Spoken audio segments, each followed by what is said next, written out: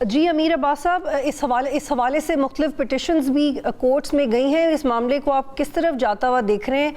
क्या सही से तशरीह नहीं की जा रही है?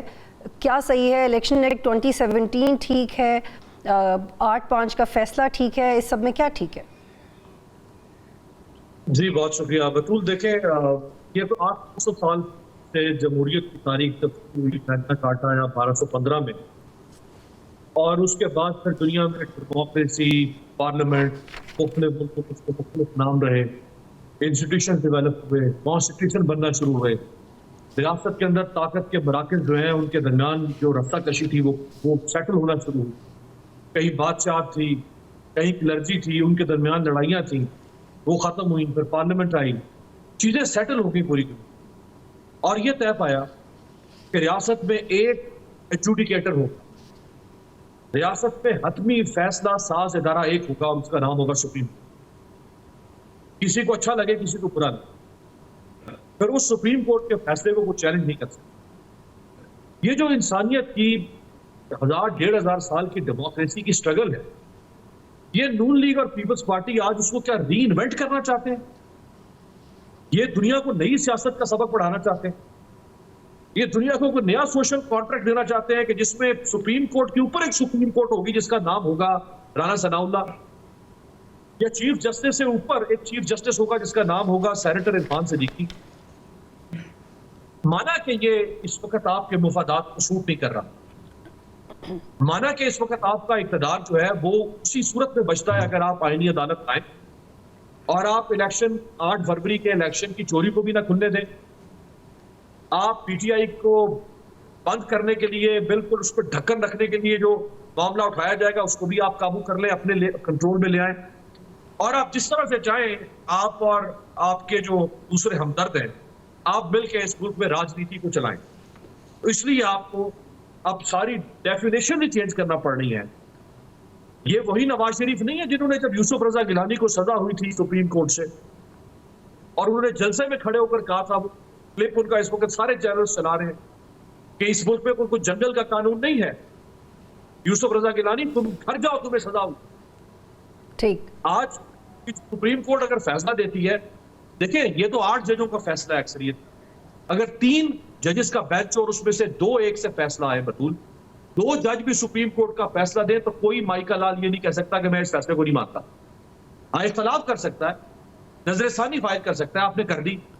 जी अमीर, मैं प्लीज़ आपको यहाँ पे रोकूंगी, और जिस तरह की मिसालें आप दे रहे हैं उसकी दलील में हमें और भी कुछ ओपिनियन सुनने को मिल रही हैं। मोहम्मद आदिल साहब, जो अमीर बात कर रहे हैं, इसकी दलील में और लोग कहते हैं कि ये अदालतें तो मुख्तलिफ ममालिक में हैं और इससे हरगिज़ सीजे की पोजीशन कमज़ोर नहीं होगी, और बिलावल ने भी इसके खिलाफ ये आर्गूमेंट उठाया कि ये तुम चार्टर ऑफ डेमोक्रेसी की सिर्फ इम्प्लीमेंटेशन कर रहे हैं, 18वीं तरमीम को इम्प्लीमेंट करवा रहे हैं, 19वीं तरमीम जिस तरीके से की गई उनके पास अपनी कानूनी पर्सपेक्टिव मौजूद है। आदिल साहब,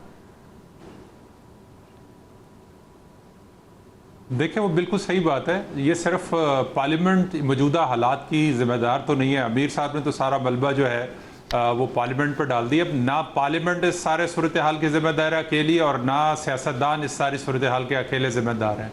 ये दोनों तरफ से इसी तरह की सूरत है। हम देख रहे हैं बहुत अरसे से जुडिशल एक्टिविज्म जो है वो हम पाकिस्तान के अंदर देख रहे हैं। जजेस अपनी मर्जी के फैसले करते हैं, जजेस के फैसले पोलिटिसाइज होते हैं, जजेस के फैसले कंट्रोवर्शियल होते हैं, जिसकी वजह से पाकिस्तान के अंदर जो है वो कभी भी पॉलिटिकल जो है ना हालात बेहतर नहीं हो सके।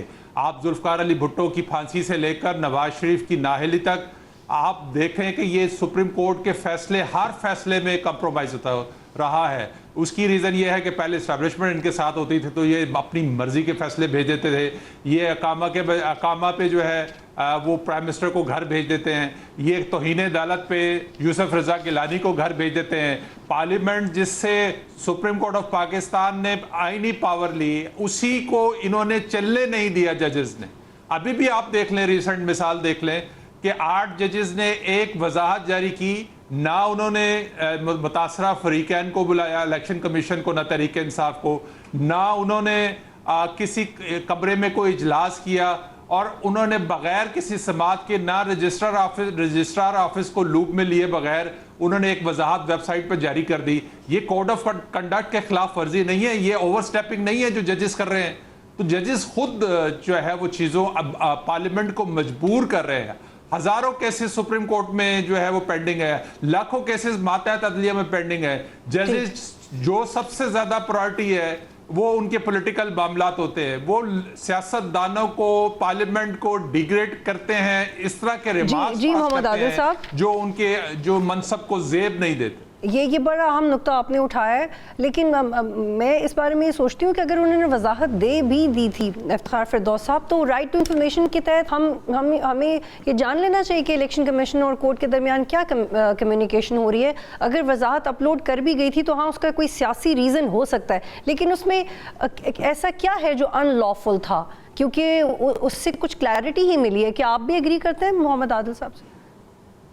देखें, आदिल साहब और अमीर साहब दोनों हमारी काफ़ी काबिल इज़्ज़त हैं, लेकिन उन दोनों ने सारा काम जो है वो अदलिया और पार्लियामेंट के दरमियान में डाल दिया।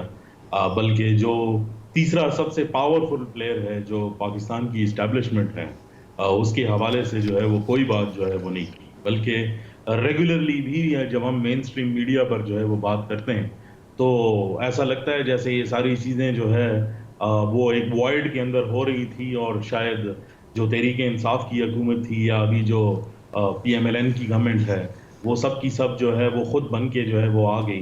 बल्कि उस इदारे की तरफ और वो सारे जो इस्टेब्लिशमेंट का एक मुकम्मल महवर बना हुआ था, जो अब अपनी पिछली गलतियों को सीधा करने की जो है वो कोशिश कर रहे हैं, उसके ऊपर जो है वो बात नहीं होती।